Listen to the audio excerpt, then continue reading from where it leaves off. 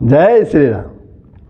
प्रभु, आप लोगों ने श्री आनंद रामायण के जन्म कांड के 9वें सर्ग के प्रथम भाग में जो प्रसंग था, उर्मिला, मांडवी एवं श्रुतकीर्ति को दो पुत्रों की प्राप्ति, 8 कुमारों की शोभा का वर्णन, वशिष्ठ द्वारा कुश आदि के शुभ लक्षणों का वर्णन करना, ये प्रसंग आप लोगों ने श्रवण किया था। अब हम लोग जन्मकांड के 9वां सर्ग के द्वितीय भाग में प्रवेश कर रहे हैं। उसका प्रसंग है कुश एवं लव का उपनयन संस्कार। वशिष्ठ द्वारा बालकों को वेद शास्त्रों आदि की शिक्षा प्रदान करना, लक्ष्मण आदि के पुत्रों का तीर्थ यात्रा के लिए गमन, जन्मकांड के श्रवण एवं पाठ का महात्म्य, ये प्रसंग आप लोगों के सामने मैं अब प्रस्तुत करूँगा। प्रभु, प्रसंग प्रारंभ हो उसके पूर्व मैं आप लोगों से निवेदन करता हूँ कि वीडियो को अगर सब्सक्राइब नहीं किए हैं, यानी मेरे YouTube channel Sanatan Darshan with Dinesh को सब्सक्राइब नहीं किए हैं तो अवश्य सब्सक्राइब कर देंगे, बेल आइकन को दबा देंगे, कमेंट करेंगे, शेयर करेंगे। जय श्री हरि। तो प्रसंग प्रारंभ होता है। जब कुछ समय बीत गया तो एक दिन श्री राम ने गुरु वशिष्ठ जी से कहा, हे गुरु, अब कुश तथा लव का जगो पवित्र संस्कार कर देना चाहिए। गुरु वशिष्ठ जी ने कहा, बहुत अच्छी बात है, जगो पवित्र संस्कार का समय भी अब हो गया है। उसके बाद किसी शुभ दिन में श्री राम ने ज्योतिषियों को आदरपूर्वक बुलाया, उनके साथ मंत्रणा की। जब देवज्ञों को ज्ञात हुआ कि कुश का 5वां वर्ष चल रहा है और लव का कुछ कम है, तब उन्होंने गुरु और शुक्र के बलाबल आदि का विचार किया और पंचांग में मुहूर्त आदि देखकर वे श्री राम से बोले, हे राजन, मुनीश्वरों ने ब्राह्मण बालक का उपनयन संस्कार 8वें वर्ष में, क्षत्रिय बालक का 12वें वर्ष में और वैश्य बालक का उपनयन 16वें वर्ष में करने का विधान बताया है। जिस क्षत्रिय को अपने बालक को बल पराक्रम से संपन्न बनाने की अभिलाषा हो, उसे चाहिए कि जन्म के 6ठे वर्ष में तथा गर्भ से 7वें वर्ष में प्रयत्नपूर्वक बालक का व्रत बंधन करे। जिस ब्राह्मण को अपने बालक को ब्रह्मतेज से संपन्न बनाना हो, उसे चाहिए कि वो अपने कुमार का 5वें वर्ष में उपनयन संस्कार संपन्न करे। बल पराक्रम से संपन्न बनाने की इच्छा वाले राजा को अपने पुत्र का जगोपवीत संस्कार 6ठे वर्ष में करना चाहिए। धन संपत्ति एवं ऐश्वर्य से संपन्न बनाने के लिए वैश्य को चाहिए कि वो अपने पुत्र का जगोपवीत संस्कार 8वें वर्ष में करे। विद्वानों द्वारा शास्त्रों में इस प्रकार निर्णय किया गया है, हे रघुत्तम, आपके पुत्र का गर्भ से 6ठा वर्ष चल रहा है, अतः आप सुखपूर्वक इनका जगोपवीत संस्कार संपन्न कर दें। इसके लिए मैं मुहूर्त बताता हूँ। आज से लेकर 15वें दिन कुश के जगोपवीत का शुभ मुहूर्त है। 15 दिन के बाद मुहूर्त की बात सुनकर श्री राम ने धन संपत्ति तथा वस्त्र आदि के द्वारा उन देवज्ञों की पूजा की तथा फिर वे लक्ष्मण से बोले, हे लक्ष्मण, तुम सभी राजाओं, मित्रों, मुनीश्वरों के पास आमंत्रण भिजवा दो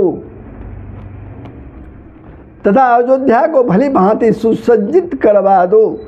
लक्ष्मण ने वह सब किया जो श्री राम ने उन्हें करने को कहा था। उसके बाद शुभ मुहूर्त आने पर श्री राम ने अभ्यंग पूर्वक कुश आदि कुमारों, सीता, लक्ष्मण आदि भाइयों तथा भाइयों की स्त्रियों के साथ यथाविधि यज्ञ स्नान संपन्न किया और विविध प्रकार के सुंदर सुंदर वस्त्रों तथा अलंकारों को धारण कर सीता सहित उन्होंने गुरु वशिष्ठ जी का तथा ऋषि ईश्वरों का पूजन किया।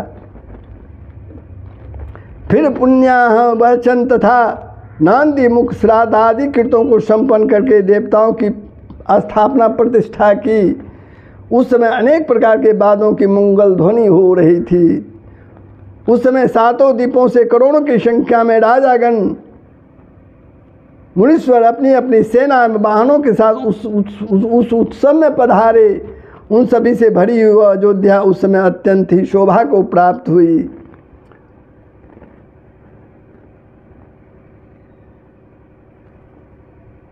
मुहूर्त दिवस के उपस्थित होने पर ब्राह्मणों के साथ गुरु वशिष्ठ जी ने अत्यंत मधुर स्वर में मंगल श्लोकों का गान किया। अनेक प्रकार के मंगल वाद्यों की ध्वनि के साथ, तुरियों की सुखदायिनी घोष के साथ और ओंकार के निदान के साथ गुरु वशिष्ठ जी ने बालक कुश को श्री राम की गोद में बिठा दिया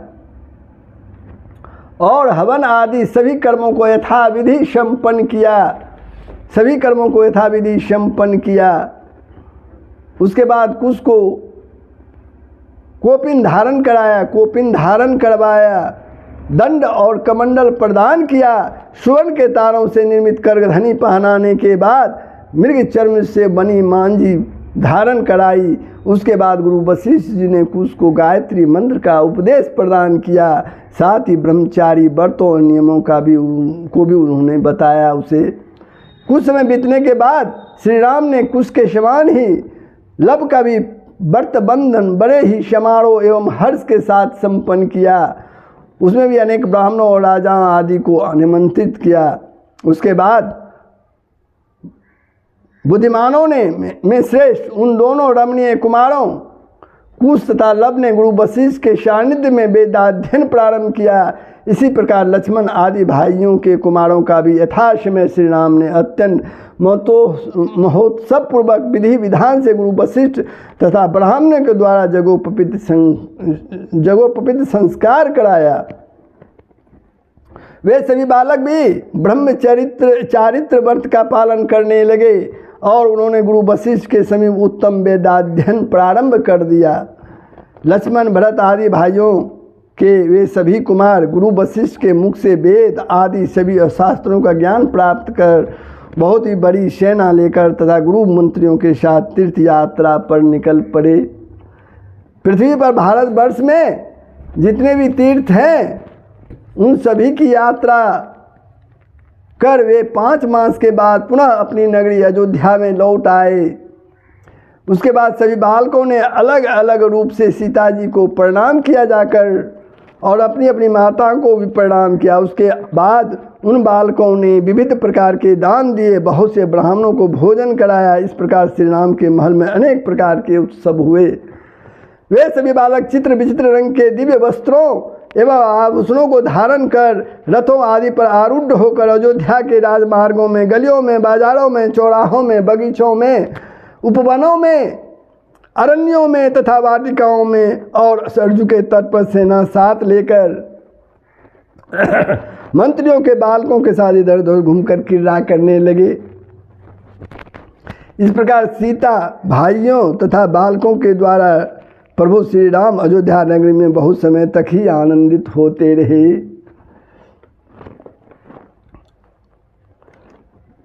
श्री आनंद रामायण का यह जन्मकांड अत्यंत रमणीय, पवित्र, आनंद प्रदान करने वाला, मनोहर, सुखदायक तथा पुत्र पौत्र को प्रदान करने वाला है।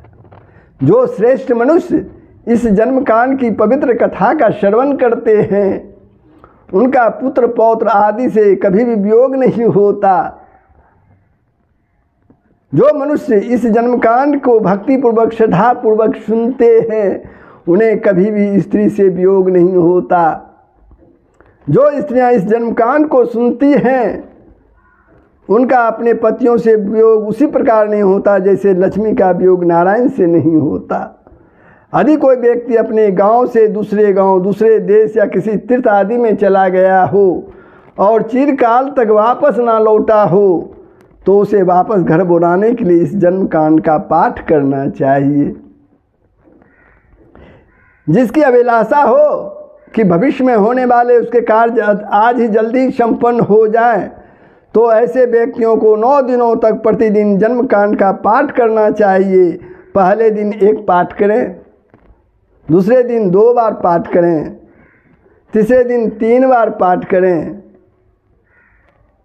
इसी प्रकार प्रत्येक दिन पाठ की वृद्धि करते हुए 9 दिनों तक लगातार पाठ करें। 9वें दिन 9 पाठ करना चाहिए। पुनः इसी घटते क्रम से 9वें दिन में 9 पाठ, 8वें दिन 8 पाठ, 7वें दिन 7 पाठ और फिर क्रम से दिन के अनुसार पाठ की आवृत्ति घटाता हुआ 9वें दिन एक पाठ का श्रवण पढ़ें। इस प्रकार से स्वस्थ चित्त होकर इसका पाठ करने से उनका कार्य अवश्य ही सिद्ध होता है। यदि इस रीति से इसका वर्ष भर पाठ किया जाए तो पुत्रहीन व्यक्ति भी संतति प्राप्त कर देता है, पुत्र प्राप्त कर लेता है। जन्मकांड के श्रवण से पुत्रार्थी को पुत्र की प्राप्ति होती है। जन्मकांड के श्रवण से पुत्रार्थी को पुत्र की प्राप्ति होती है। धनार्थी धन प्राप्त करता है। कामनाओं की इच्छा वाले कामनाओं को प्राप्त करता है। यह जन्मकांड आनंद रामायण के मध्य में स्थित है। यह संतान को देने वाला है। जो मनुष्य इसका पाठ करता है अथवा इसे सुनता है वह निश्चित ही संतान को प्राप्त करता है। तो प्रभु ये प्रसंग अब संपन्न हुआ, कैसा लगा आप कमेंट के माध्यम से अवश्य बताएंगे, शेयर के माध्यम से दूसरों को भी लाभ प्रदान करेंगे। जय श्री राम। सबका भला ही होगा, पूरे विश्व का कल्याण होगा। जय श्री राम।